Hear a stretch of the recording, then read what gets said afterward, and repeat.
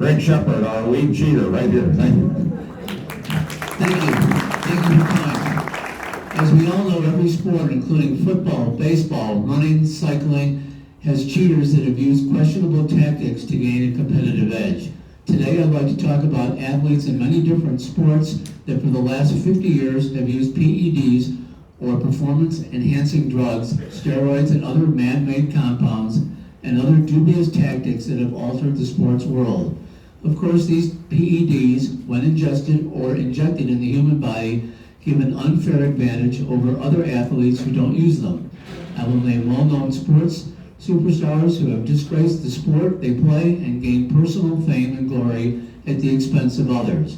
These cheaters have also created a predatory secondary market that includes promoters, shady, dubious high-tech snake oil salesmen, nutritional wellness labs, pharma labs, media figures, marketing companies, coaches, TV networks, newspapers, magazines, and even sports columnists that have enabled and rode their coattails to gain ratings, monies, and jobs. This is about greed. Cheating in sports goes all the way back to the first Olympics 2,800 years ago in ancient Greece. And sometimes bribery and intimidation and flagrant physical contact resulted, which occurred in public flogging or complete banishment if caught. Clearly, in the modern world, there are tens of thousands of athletes worldwide that have never doped and are drug-free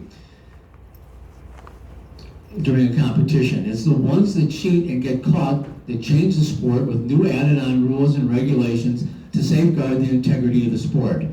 This presentation is dedicated to the athletes that have played fair and been honest while competing.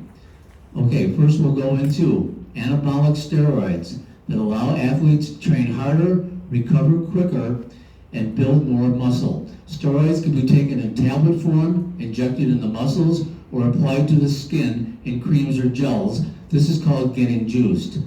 The WADA, or World Anti-Doping Agency, publishes a list of prohibited substances and methods.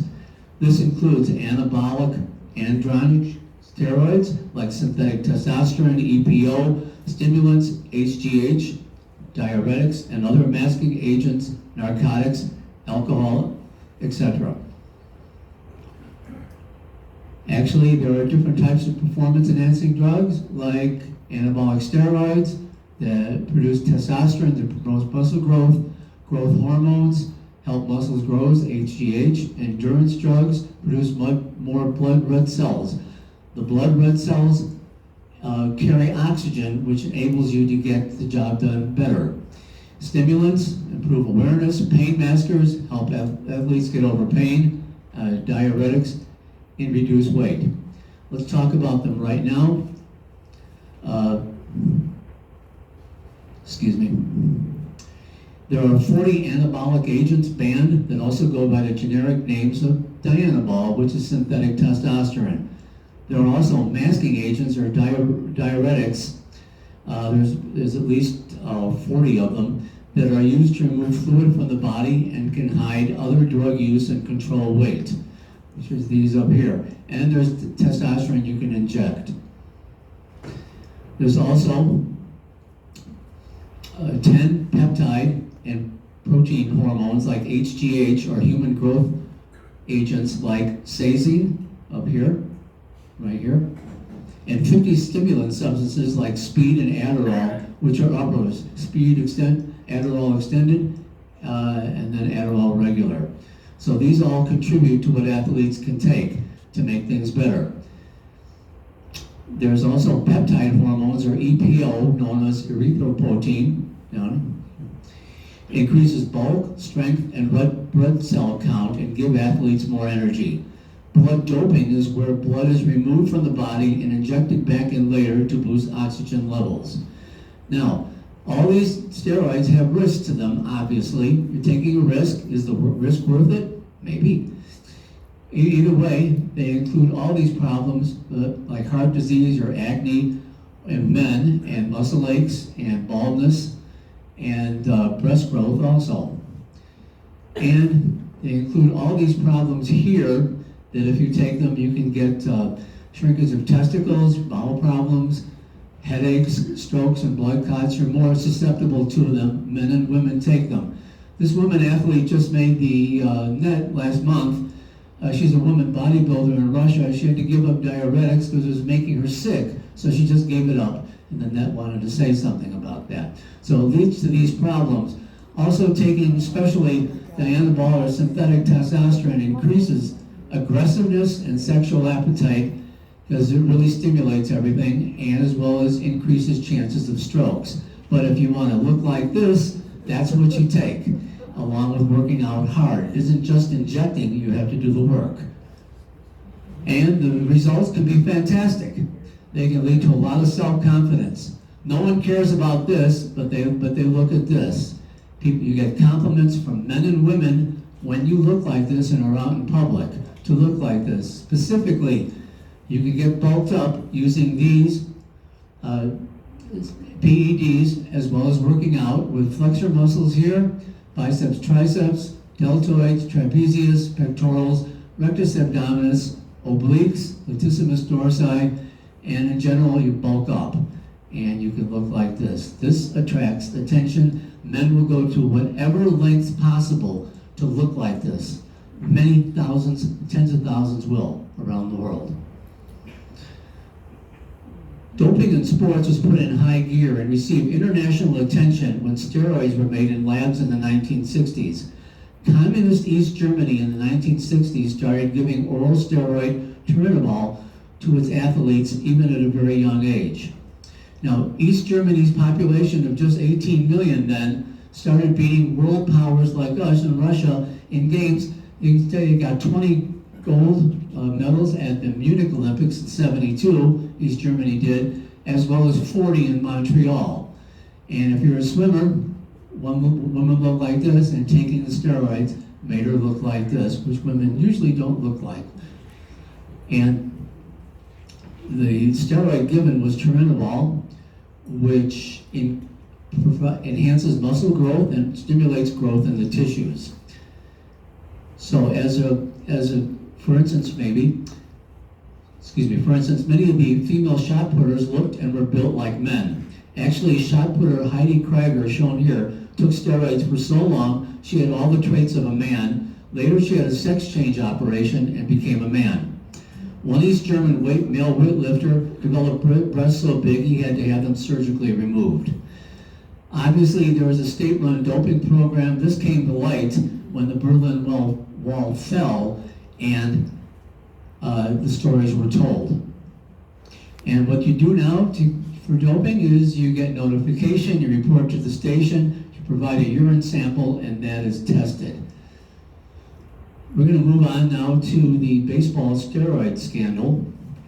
In 1998, or the steroid era, Sammy Sosa of the Chicago Cubs and Mark McGwire of the St. Louis Cardinals had a famous home run derby.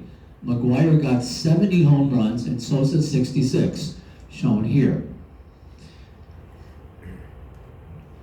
And they easily broke Roger Maris's record of 61. Both players later admitted to using PEDs to enhance their performance. And there was the mark of a cheater. In other words, they cheated to get these kind of results. These results, by the way, have been stricken from the books, where the new MVP, Mike Judge, just got 62 and he's currently the leader in home runs. Then there was the Belko scandal, or the Bay Area Laboratory Cooperative, headed by Victor Conti. This was a San Francisco Bay area business that supplied PEDs like anabolic steroids to professional athletes from 1988 to 2002. They created a wide range of substances that would go undetected in drug screenings, even at the Olympic level. And for instance, EPO that we talked about is for endurance athletes like in cycling. And another substance, HGH, shown here, is a naturally occurring substance produced by the pituitary gland, which helps boost growth during childhood, but decreases in adulthood. So synthetic HGH injected directly in the body helps boost muscle growth and athletic performance, giving a definite edge.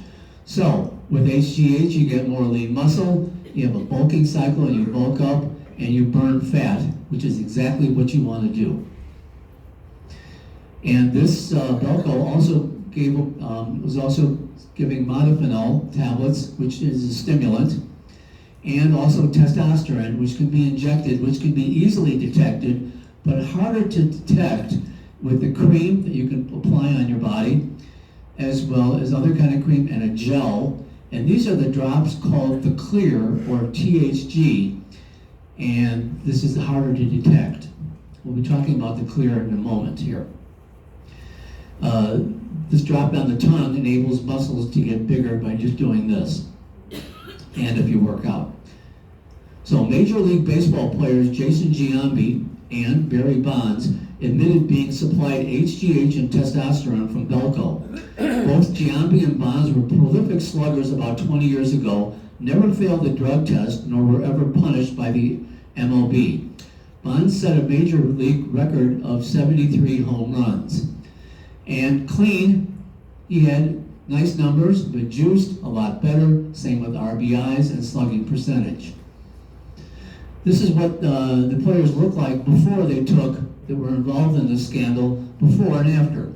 Before, baseball players are usually thin and about 6 feet tall. That's generally what you want. And then after, Sosa, take a look at his arms. McGuire, same thing. Clemens, Roger Clemens, baseball pitcher, and Barry Bonds again. These are before and after pictures. Bonds said Bonds' physical appearance, head, shirt size, and performance increased as he aged thanks to HGH. In 1991, he weighed 181 pounds, and by 2001, he weighed 228 pounds. So 10% more muscle mass would help a batter swing 5% faster, increasing the ball speed as it leaves the bat. That ball speed would increase home run production 50 to 100%. In 2004, Bonds admitted he used a substance he didn't know it was steroids, but he didn't know it. In 2007, a grand jury indicted Bonds on perjury and obstruction of justice, but was not punished by the MLB. Barry's net worth is $80 million. This was detailed in the Game of Shadows. Roger Clemens also testified in front of Congress. He lied about his steroid use. He holds a record, he has 4,300 strikeouts, third highest, and his ERA is 3.12. He also lied about it. This also made the news about Bonds and Clemens being left out of the Hall of Fame in December. Well, 500 sports writers write about this, and it takes 75% of them to agree to put them in. But each of them got 250 votes from sports writers to get in. Who would vote for people like this if they already have been doing this? We don't understand that, do we? Again, Bonds this way, skinny kid to become this. This all led to the Mitchell report released in 2007, was a 400-page document submitted to MLB and Congress about the role steroids and PEDs had in baseball. This report identified 89 players using dope and found widespread and systematic use of illegal substances at all levels of pro ball.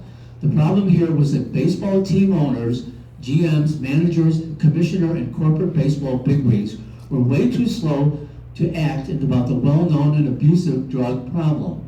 You see, home run derbies and offensive power hitting attracts more fans to ballparks and gets teams on national TV and in playoffs, which is great profit for management. So pretending to know it doesn't exist and be pokey about it is a way to make money. MLB is consistently back in the dark ages when it comes to doing anything regarding their own sport, enhancing it, like designated hitters, or specifically any kind of social issues that we see, and racism, etc., that the NBA and NFL has committed to.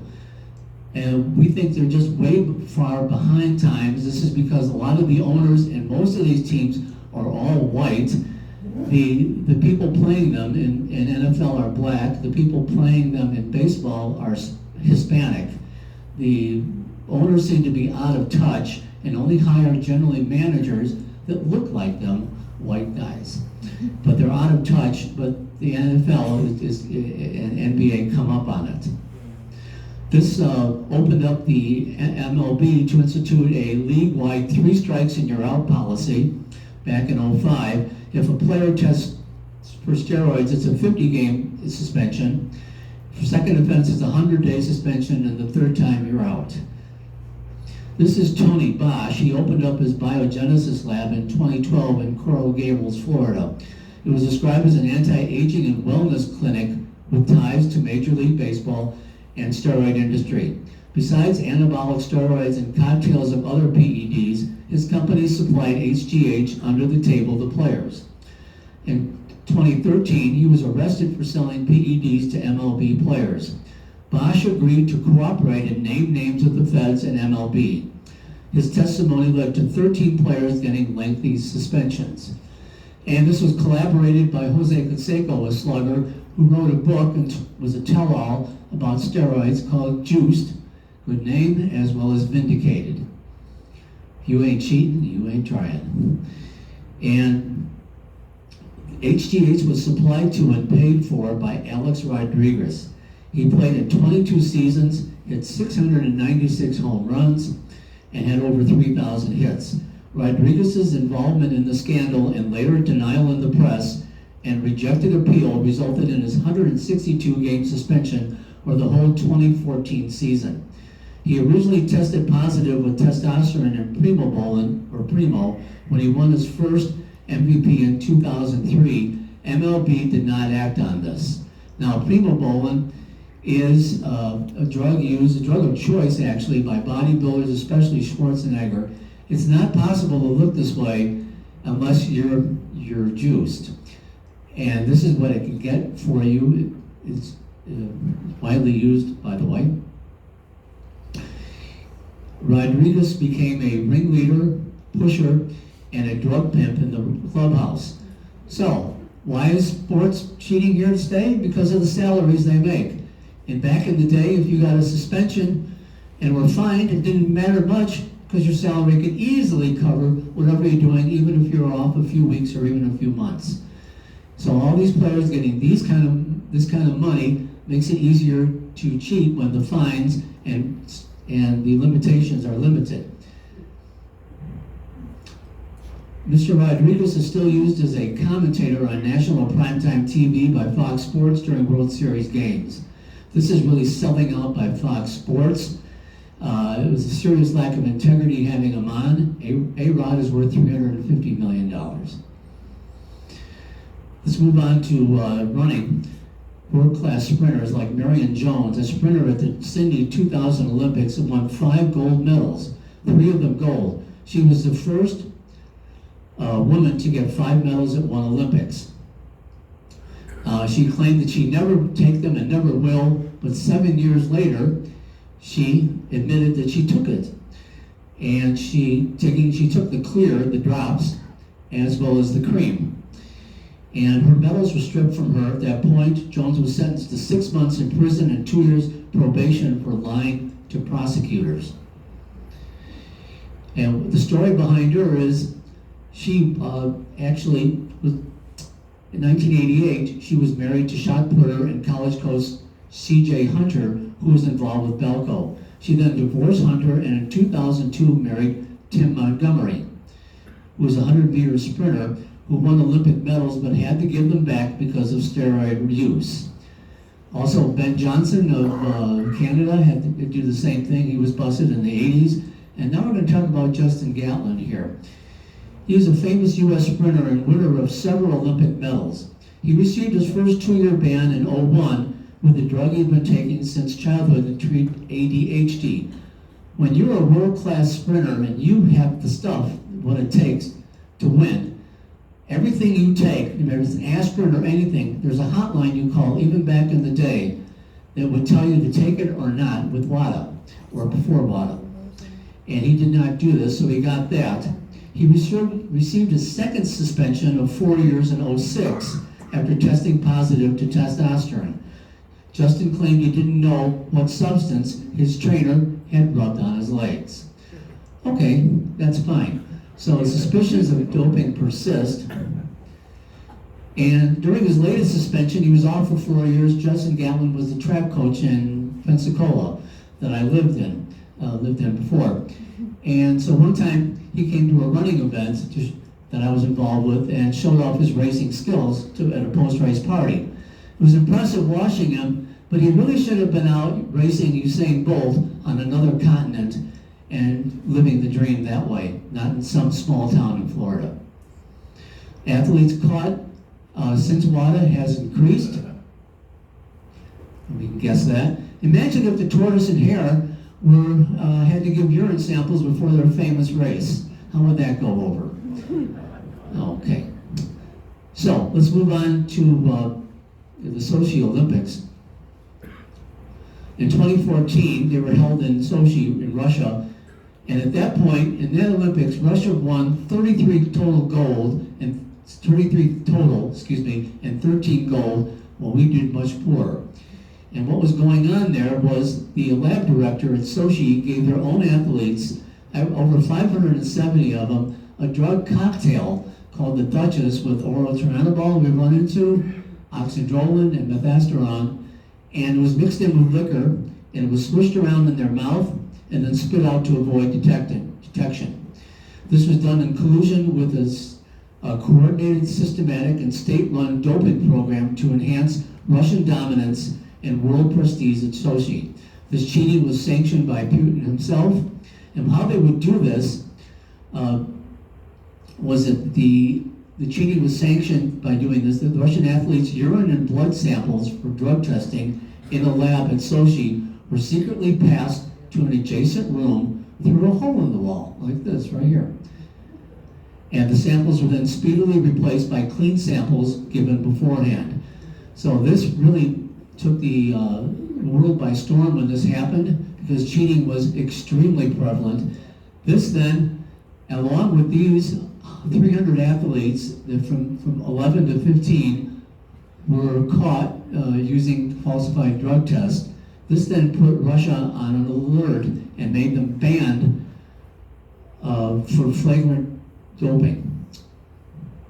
Because of the flagrant doping, then, at the Rio Olympics in 2016, the entire 100-member Russian track and field team was suspended. The cheating scandal with criminal overtones at Sochi then barred all Russian athletes from competing in the 2018 Winter Olympics in South Korea. Russian government officials are not allowed to attend, and Russia was fined $15 million for better and more accurate test results, so that in the future, any clean athlete from Russia could compete in the next Olympics with the name an Olympic athlete from Russia. Well, when you find somebody, a nation, $15 million, that's how much money Russia makes from a oil shipment to another country in a tanker. That's nothing. They should have been fined, obviously, for paying a lot more, like paying for half the Olympics of the next host country, like over €1 billion. But this wasn't done. They're too lenient on Russia, and they got away with it for too long. This banned them, and now they become, Russia now, as well as a few other Olympics in the past, have become Russian Olympic Committee. So banning their country, but it doesn't matter, they still come in force. And yes, Russia is piss poor, and they have been banned. So what this does is the ROC still comes to the Olympics and brings in plane loads of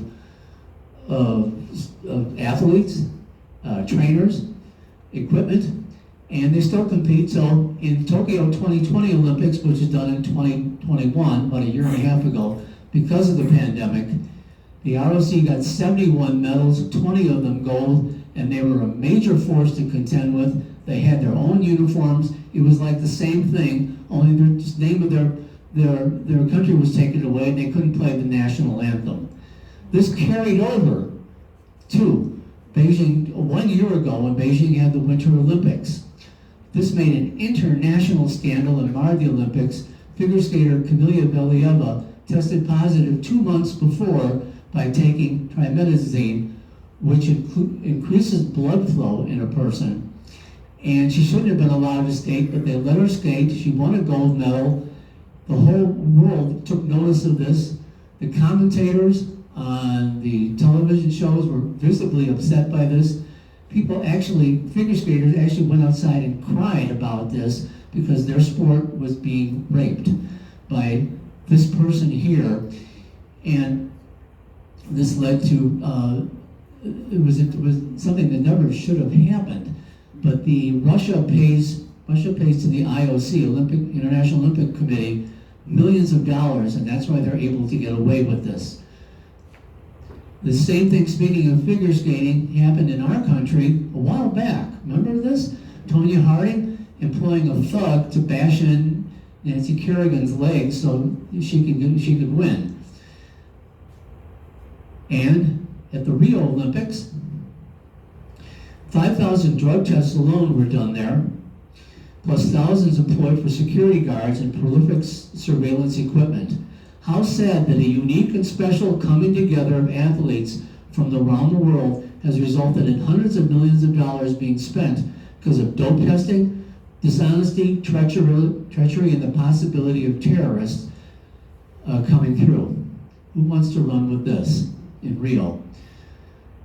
We're going to skip now to Lance Armstrong, the poster boy of cheating. He won 7 Tour de France titles from 1999 to 2005. Armstrong, according to the USADA, the anti-doping agency, cheated in those races using EPO and HGH in collusion with 3 doctors, a manager, and a trainer. His teammates knew about it, but refused to kiss and tell about this because his teammates were going to make tremendous amounts of money with Lance leading the way. Or they wouldn't be on his team if they told. Armstrong also underwent numerous blood transfusions to increase blood cells and received testosterone injections.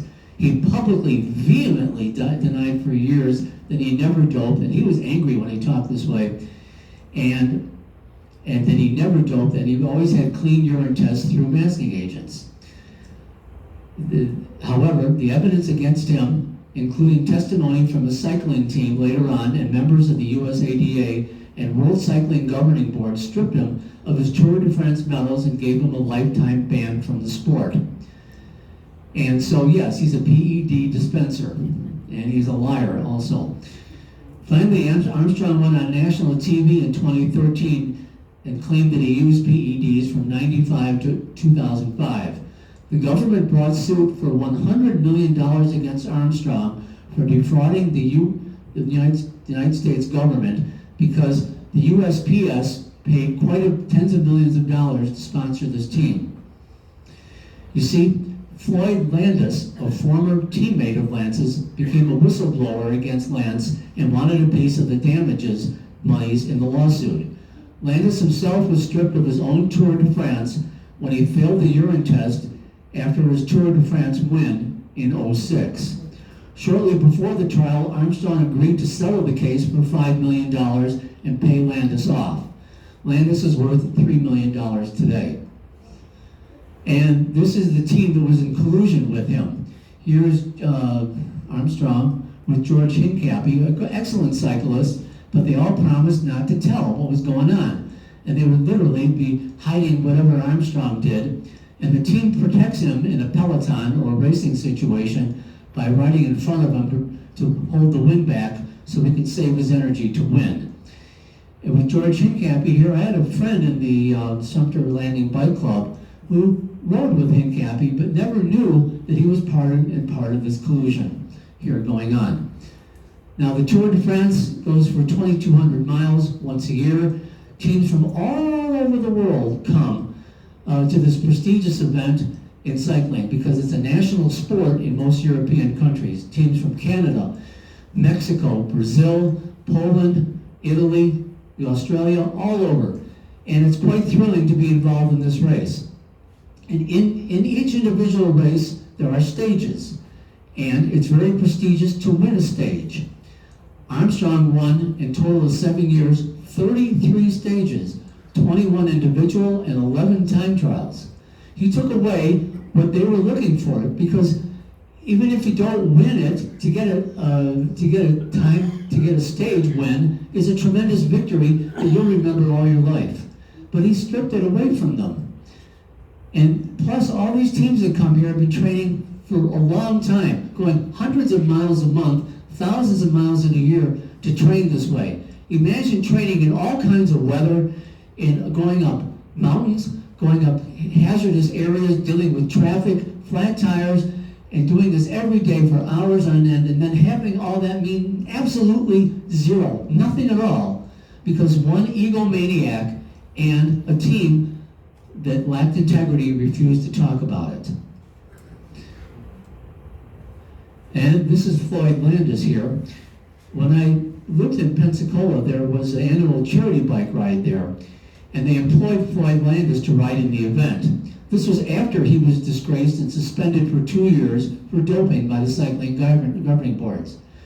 The flagrant use of a drug cheater in a case of promoters who sell out to attract more participants and money was going on here. Also, the majority of sports writers in national and local newspapers and magazines believed in Armstrong's fierce public tirades that he never doped. These writers never dig deeper, never questioned, but just wanted to tell you that, wanted to have you read their column to get your attention. And they fell for it as well as I did too. I read all the magazines about the Lance hype and swagger, greatest rides, Superman, Sportsman of the Year, and he ended up being one big fraud. But the joke's on us, joke's on me too. He's worth $50 million even after paying any kind of fines. After all, he sponsors beer, bicycles, and Subaru cars. So I wanted to say that about that. This all leads to a controversial subject, in my opinion. It's about electric bikes or e-bikes. 70% of all bicycles in the villages are now sold as electric bikes. What you do is they have a power pack on them, which you plug in and get juiced up, and this can enhance your ride. In other words, gives you a big push. These bikes are great in tandem and individual bikes for people who have problems with, say, back problems, neck problems, knee, arthritis, and they're wonderful for that. But when used by healthy, active, regular adults, fit and active adults, in my opinion, it takes away the integrity, in my opinion, of the sport. I ride every single day, and when I see tandem riders who have this on, and I'm wondering, even though they're not employed, these power packs, what do you have them on for?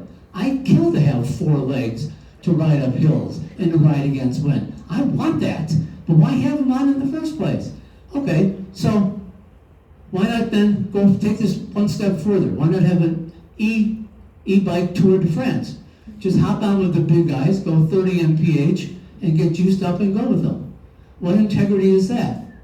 How about an integrity situation with e-arrows? That's right, pull the drawstring back and the arrow automatically finds the bullseye. How about e-bowling balls? Just roll the ball down the alley, the ball automatically knocks down 10 pins. Easy as pie. Why work so hard for? What about auto-tune? Why not just take your shower voice, amplify it, and then use that in a recording? You don't need any singing lessons for years. Who needs to work that hard for it when you have something else you can use?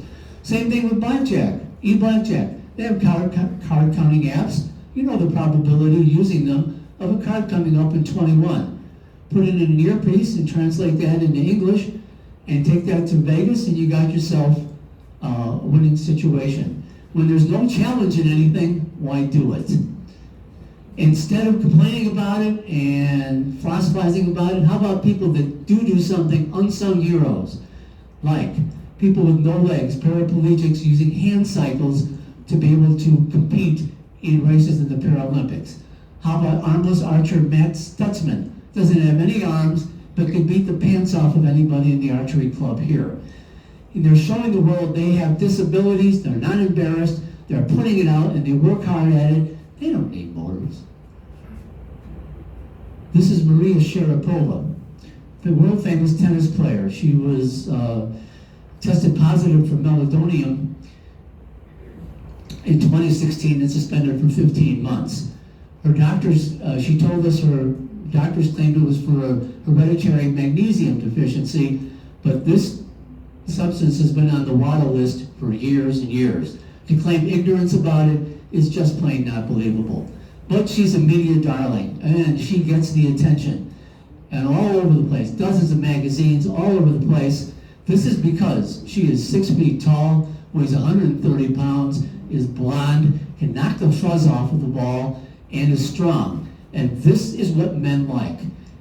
And this is why she gets the attention. Any woman that can compete at a man's level and do this, they get the attention.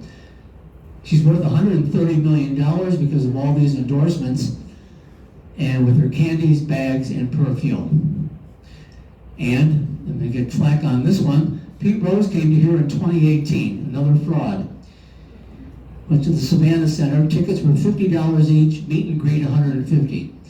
Rose was banned from baseball, from betting as a manager in the Cincinnati Reds in the 1980s, and even bet against his own team.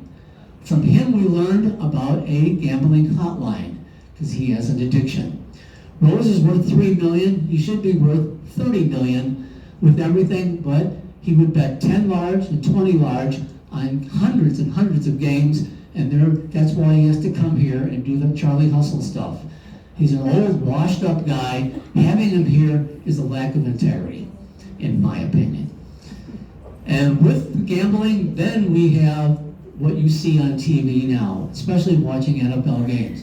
DraftKings, FanDuel, BetMGM, you get between $200 and $1,000 to start playing. You can bet on games. You can have a fantasy league having sports figures like the ones you like and how well they compare to Sunday's games.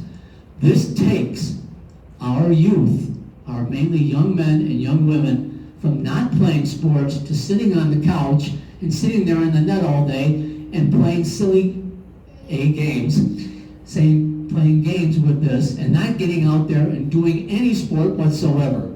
Yet I personally know people in running and in martial arts who never took the sport up at all, but took it up and did very, very well because of it. And because they went out there and they tried. This also leads, once forbidding, gambling now highly embraced by the NFL. Even talked about it, you'd be suspended. But now it's legalized outside of Nevada, so anybody can do it now.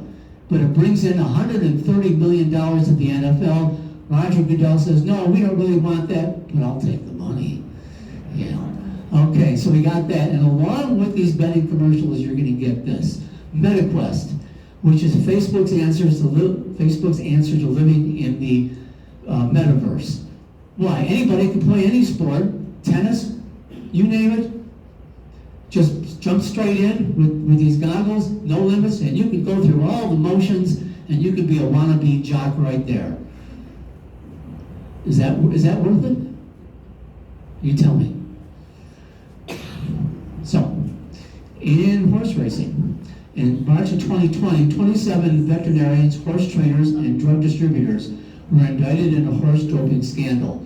They were accused of giving horse joint blockers and blood builders to give horses an advantage in racing.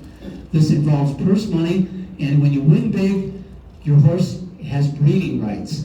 And the last Triple Crown winner, Justified, got $60 million just for breeding rights, and that's why they do it for. And by the way, the foal, the horse mother and the baby, the foal, the mare and the foal, also come out here, thank you, to a farm out here called the Champagne Farms to relax in the pastures, and our bike rides stop by there. But just say nay, huh? Okay. So, this was given to one horse in 1 week for degenerative joint disease. These are like Lasix, hyaluronic acid, flanoxin. These stop pulmonary hemorrhaging, as well as they're an inflammatory. They stop the anti-inflammatory. Thank you. So these were all given to one horse. How would you like that poked inside of you? This is the media darling, Bob Baffert. Has won 2 Triple Crowns. He is the holy grail of sports. They see him every time. He just was suspended for 2 years at Churchill Downs for giving the last racehorse something he shouldn't have. and he just got his suspension lifted from New York to start racing again. But he's a media darling. They don't bring this up too much when they are talking on the TV about this.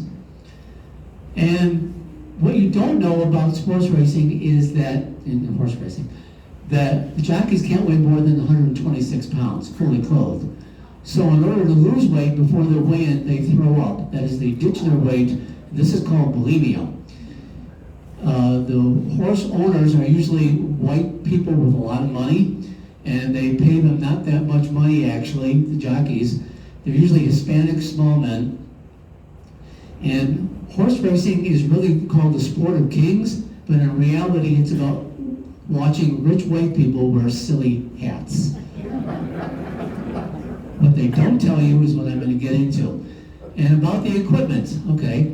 Well, you can have greased up baseballs, graphite on them. You could have corked bats, or a legally strung tennis racket, or deflated football. Or before gloves, they used to use stickum, and now they have high-tech gloves. What they don't tell you is that in tennis, when a player like Serena is playing, there are coaches off to the sidelines, and they give hand signals to each other, which is a fine thing to do. Most umpires agree on this, but this one didn't, talking to Serena. Now, in the film King Richard, about the famous Williams sisters tennis family, they don't tell you that Serena was raised a Jehovah's Witness. So, she has every right to tell this umpire that he's evil because she has rights and ideas that other people don't. But they don't tell you that, and never mess with Venus because she's worth $500 million. And this is Blade Runner, or Oscar Pistorius. He was a paraplegic sprinter from South Africa who used blade prosthetics in the 2012 Games. Some question the use of titanium, lightweight artificial eggs to achieve better results. Is he a trailblazer and role model? Because now he's in jail for 13 years for shooting his own girlfriend in his own apartment, thinking she was a robber. Okay, and speaking of equipment, this is the enhanced sports equipment. This is the Governing Board of Swimming in 2010 banned the use of full coverage, low drag swimsuits that are credited with aiding swimmers and breaking numerous swim records. The Speedo LZR swimsuit was the garment of choice for all champions in the 2008 Beijing Olympics. This swimsuit created technology doping by compressing a swimmer's body to make more of a streamlined shape. It reduced drag, improved oxygen efficiency, made them more buoyant in water, so it was banned. Also, the swimming pools, you ever wonder why so many Olympic records are held, they have in Olympic swimming pools in Olympics, is because the swimming pool itself is the temperature is lower than 80 degrees, it's only 10 feet deep, and there are special gutters on it to prevent wakes. That's why they get this.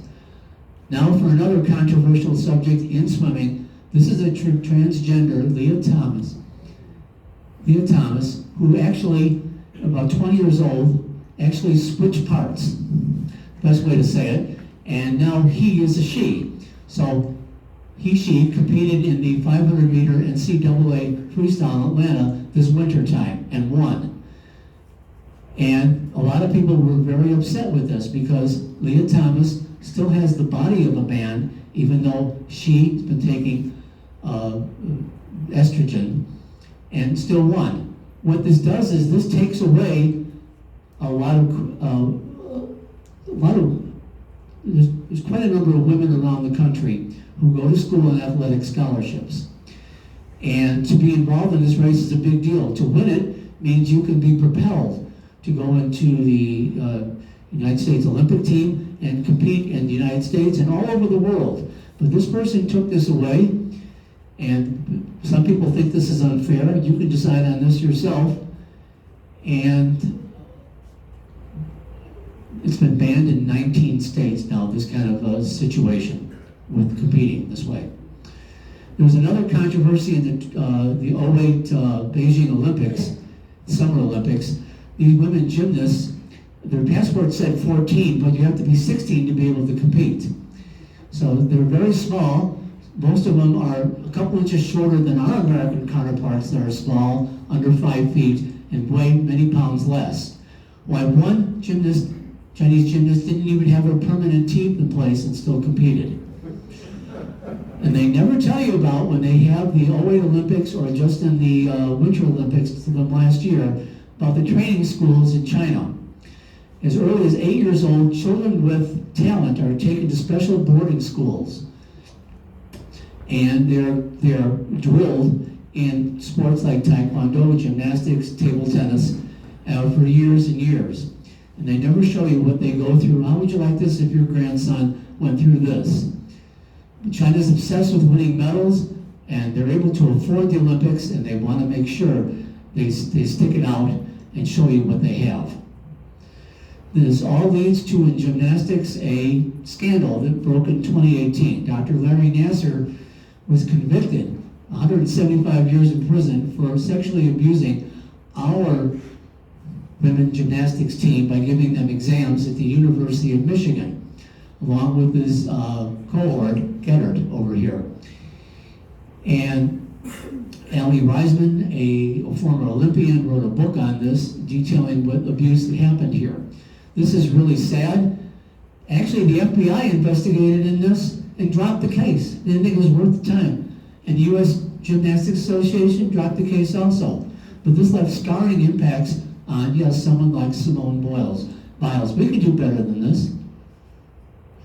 This guy committed suicide in prison. He's serving too many life sentences for this. And this leads to the sexualization of women in sports. Men never look like this when they are posing for anything, but women do. Some of this is actually soft porn.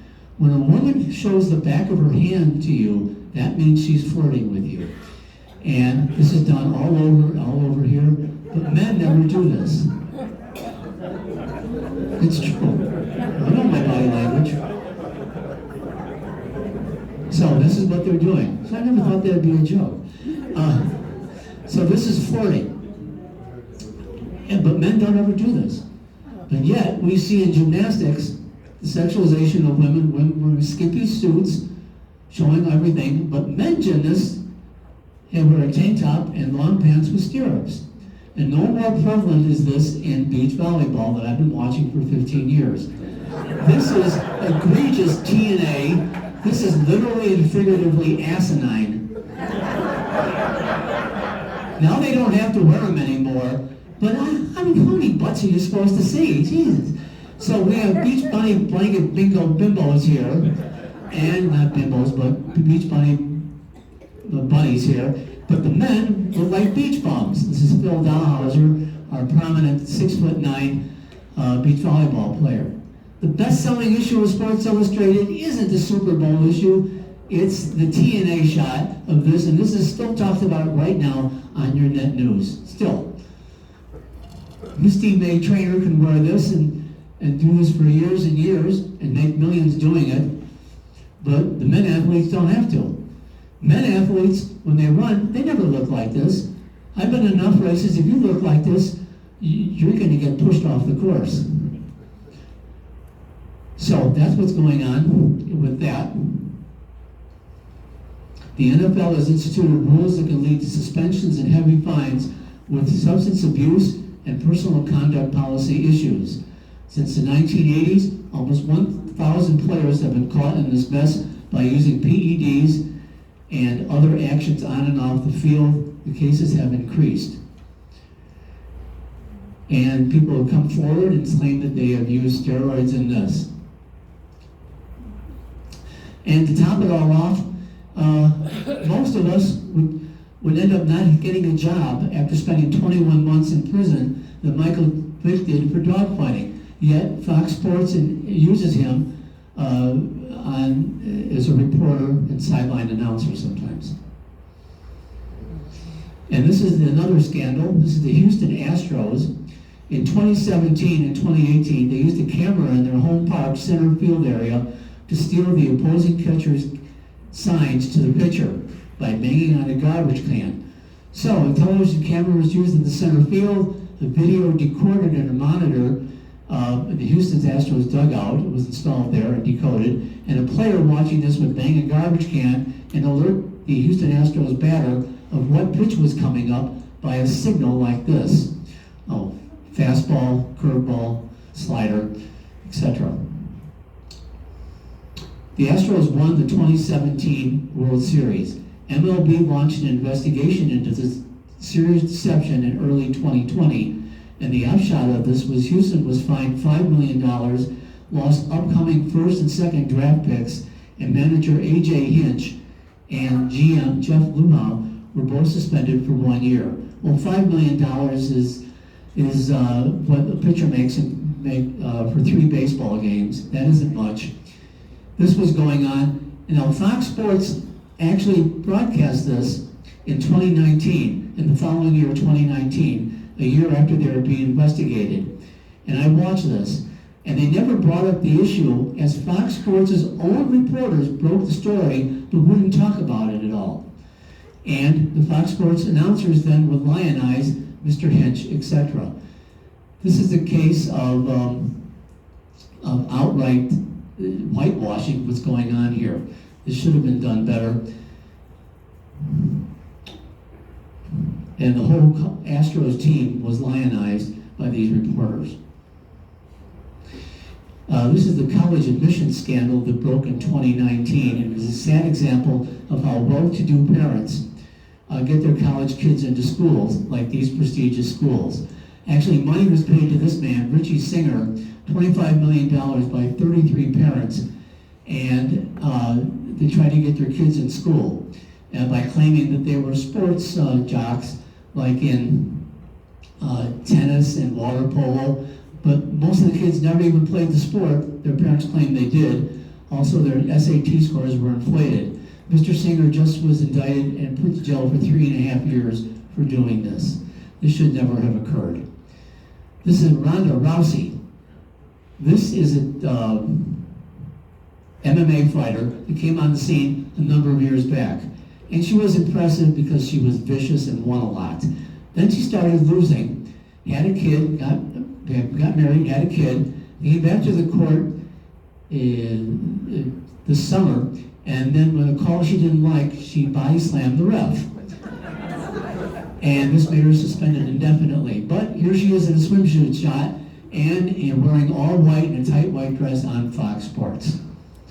This is Danica Patrick, a famous and groundbreaking race car driver.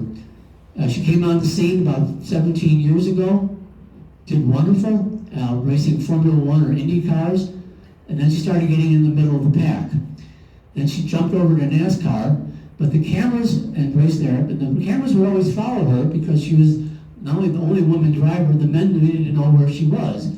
So her logos became prominent, and she made a lot of money doing that.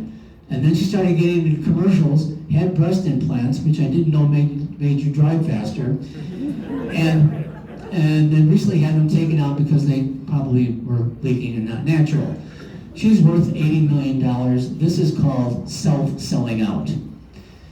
Instead of me being jaded and jaundiced about the whole thing. Okay, so who are the ones that we should pay attention to instead of constantly reading about Tom Brady, Tiger Woods, and SEC football? Who should we pay attention to instead? How about Diana Nyad? Took 40 years, just make 5 attempts to swim from Cuba to Florida. Here she is, making sure kayaks are there to make sure the sharks don't attack her. She's covered in petroleum jelly so the jellyfish don't harm her.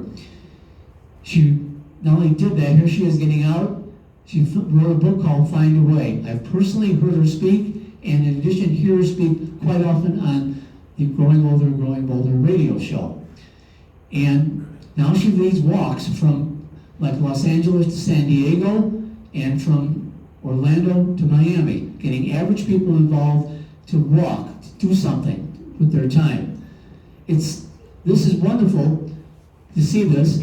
Ms. Nyad is not an attractive woman, and she's lost quite a bit of her feminine shape.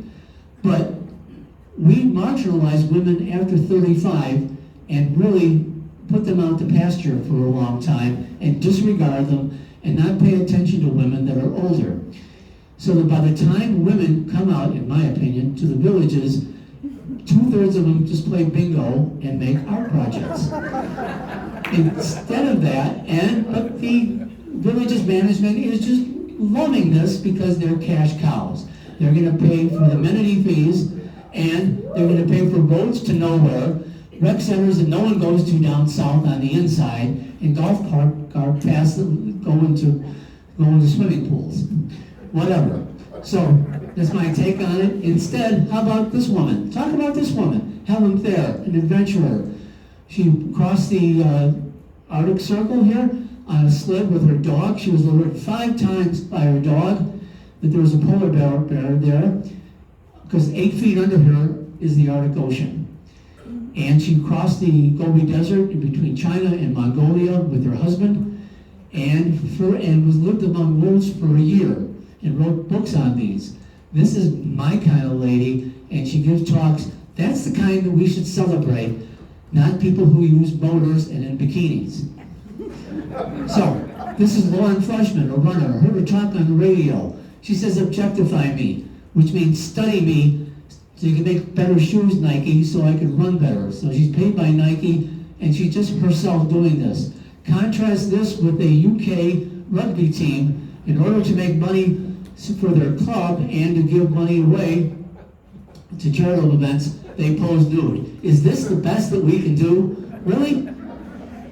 But my favorite is Sofan Hassan in the 21 Olympics. Here she is falling in heat. In the last lap, she picks herself up and beats all the other ladies. She won gold in the 5,000, gold in the 10,000, which is unheard of for a woman, and even for a man. And she medaled in the 1,500.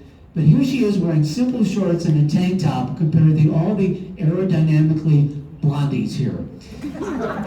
And she beats the snot out of them. A couple more things and we'll be done. This is sports washing. This is when governments like Saudi Arabia pay to make you forget about all the transgressions they've had in life. They've had all the human rights violations. They're trying to compete with the PGA, and they spend hundreds of millions of dollars of your gas money doing this. And they're trying to erase their sins. Same thing with the Qatar World Cup finals.